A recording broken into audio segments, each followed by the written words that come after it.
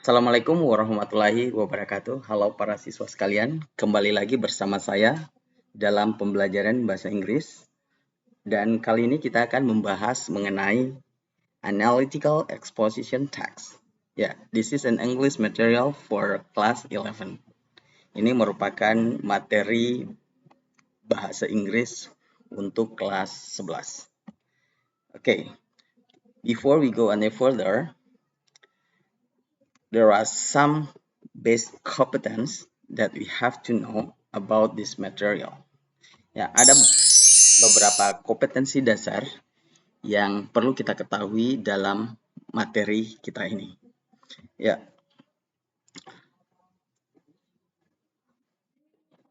Untuk kompetensi dasar 3.22 ya, menganalisis fungsi sosial, struktur teks dan unsur kebahasaan beberapa teks eksposisi analitis, lisan dan tulis dengan memberi dan meminta informasi terkait isu aktual sesuai dengan konteks penggunaannya. Ya, jadi dari aspek kognitif kita akan menganalisis fungsi sosial, struktur teks dan unsur kebahasaan mengenai teks eksposisi analitis. Oke. Dari aspek keterampilan 4.22 menyusun teks eksposisi analitis terkait isu aktual dengan memperhatikan fungsi sosial, struktur teks, dan unsur kebahasaan secara benar dan sesuai konteks. Well, my beloved students, dari kompetensi dasar tadi, kita bisa merumuskan tujuan pembelajaran kita kali ini, yang mana siswa diharapkan mampu menjelaskan fungsi sosial teks eksposisi analitis. Dan yang kedua, diharapkan mampu menganalisis struktur teks eksposisi analitis. Tujuan yang ketiga, diharapkan mampu menganalisis unsur kebahasaan pada teks eksposisi analitis. Dari aspek keterampilan, siswa diharapkan mampu menangkap makna secara kontekstual dalam teks eksposisi analitis. Dan yang kelima, dalam aspek keterampilan, siswa diharapkan mampu menyusun teks eksposisi analitis dengan memperhatikan fungsi sosial, struktur teks, dan unsur kebahasaan secara benar dan sesuai konteks. Ya, baiklah para siswa sekalian. What is analytical exposition text? Apa yang dimaksud dengan teks eksposisi analitis? Dan apa tujuannya? Oke. Analytical exposition text is a text which persuade the readers that something is the case. Ya, jadi teks analytical exposition ini adalah sebuah teks yang bertujuan untuk membujuk para pembaca atau meyakinkan para pembaca bahwa sesuatu itu penting.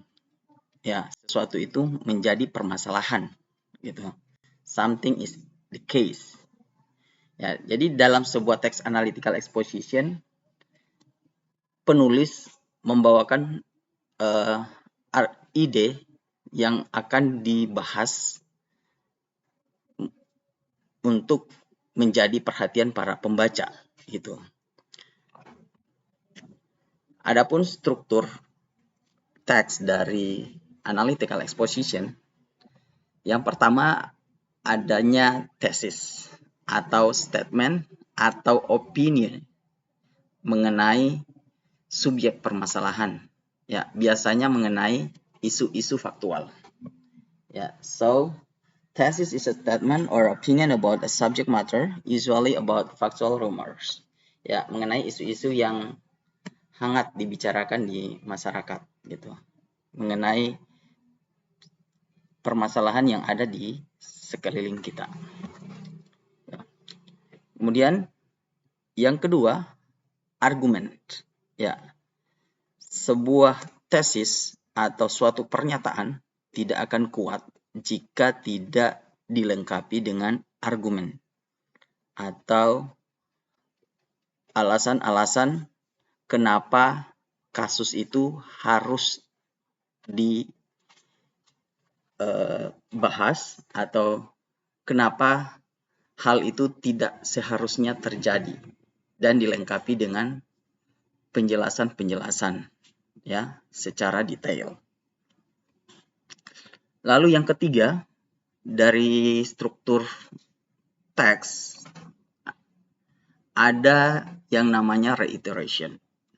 Ya, apa itu reiteration?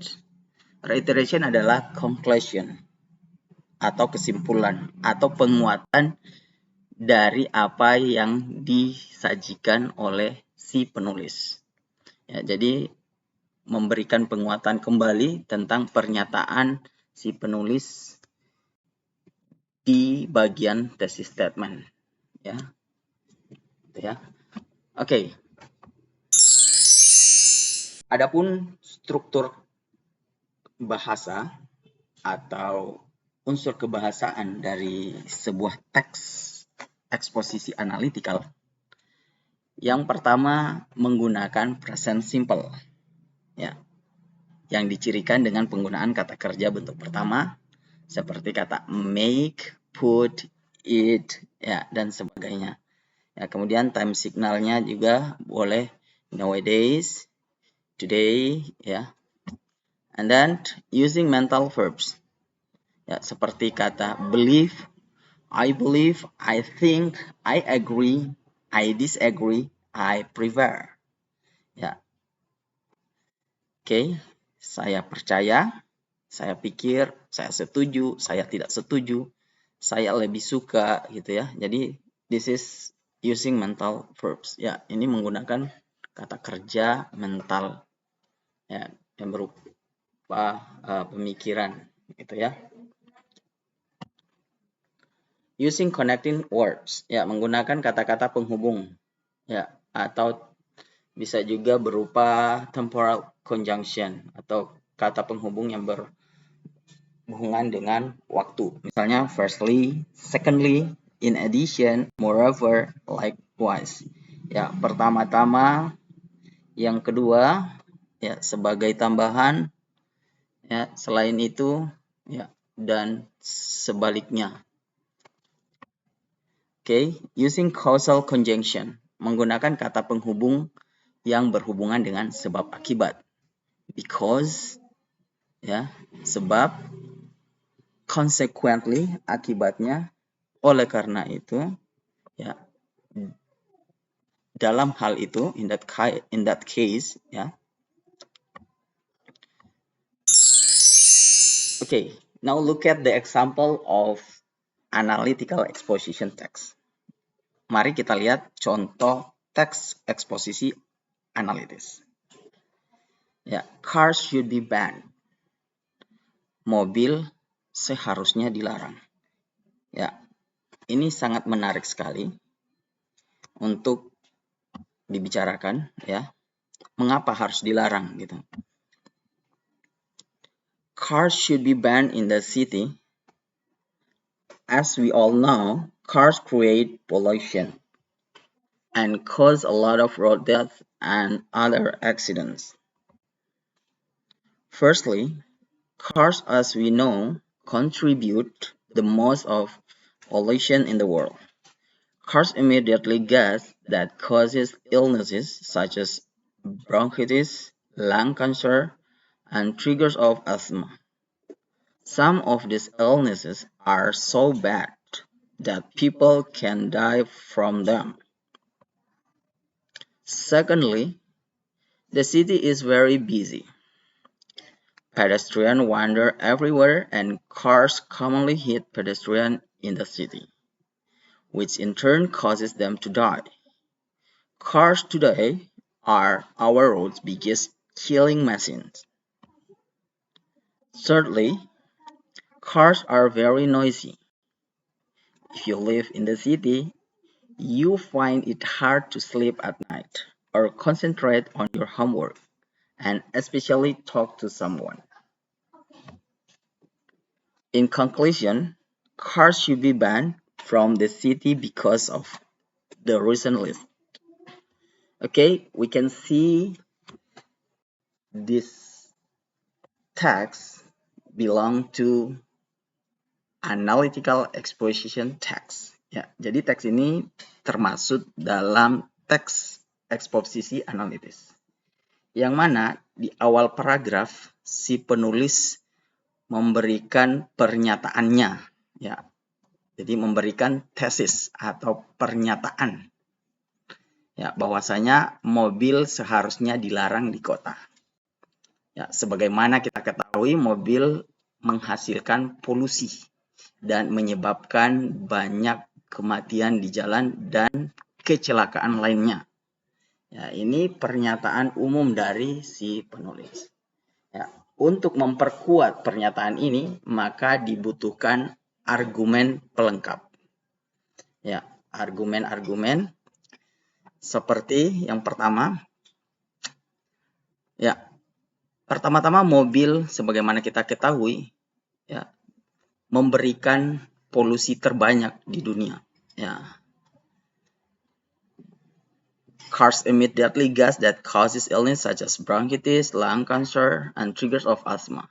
Ya, hasil pembuangan mobil itu menghasilkan gas yang dapat menyebabkan penyakit seperti bronchitis, ya, penyakit paru-paru, kanker paru-paru gitu ya, dan memicu asma. Ya, some of these illnesses are so bad. Beberapa dari penyakit ini sangat mengerikan yang dapat menyebabkan orang meninggal. Gitu. Ya, jadi penyebabnya adalah gas emisi yang dihasilkan oleh mobil-mobil tersebut. Ya, dapat menyebabkan sejumlah penyakit. And then argumen yang kedua, ya, kota merupakan tempat yang sangat sibuk. Ya. Para pejalan kaki yang berlalu lalang ke sana kemari dan mobil-mobil, ya, pada umumnya seringkali menabrak pengguna jalan, ya, pejalan kaki gitu. Sering menabrak para pejalan kaki yang dapat menyebabkan, yang pada akhirnya menyebabkan kematian. Ya, dapat menyebabkan mereka meninggal gitu ya. Ya, mobil-mobil hari ini menjadi mesin pembunuh terbesar di jalan raya. Ya, kita bisa bayangkan bahwa mobil-mobil itu seringkali menyebabkan kecelakaan dan kematian di jalan raya. Oke, dan kemudian yang ketiga, mobil dapat menyebabkan kondisi yang bising, ya, dapat menimbulkan kebisingan, sangat bising ya. If you live in the city, you find it hard to sleep at night. Ya. Jika Anda tinggal di kota, susah sekali Anda bisa tertidur di malam hari, ya, susah. Ataupun berkonsentrasi pada saat mengerjakan PR, ya, susah sekali. Kenapa? Karena kebisingan dari mobil-mobil tersebut. Ya, dan susah berbicara dengan seseorang, ya. Jadi bahkan ngomong pun susah karena kebisingan mobil-mobil yang lalu lalang di jalan raya. Gitu. Oke. Bagian yang terakhir ada reiteration, ya, atau kesimpulan atau penegasan kembali pernyataan si penulis. Ya, pernyataan di tesis, ya. In conclusion, ya, sebagai kesimpulan, mobil seharusnya dilarang di kota karena alasan-alasan yang sudah dijabarkan tadi. Ya, jadi pertama, menghasilkan polusi terbesar di dunia dan dapat memicu penyakit, ya, asma gitu ya, dapat bisa menyebabkan kematian karena penyakit yang disebabkan oleh gas emisi. Dan yang kedua, ya, dapat menyebabkan banyak orang meninggal karena tertabrak oleh kendaraan mobil, ya, dalam hal ini. Kemudian yang ketiga, ya, susah untuk berkonsentrasi ataupun tidur di malam hari karena suaranya bising gitu ya. Jadi dengan alasan-alasan yang sudah dijabarkan ini maka sebaiknya dilarang. Cars should be banned. Oke, bisa dipahami? Oke, tentu ya. Oke, demikianlah contoh dari teks eksposisi analitis ya. Sampai bertemu kembali di video-video selanjutnya.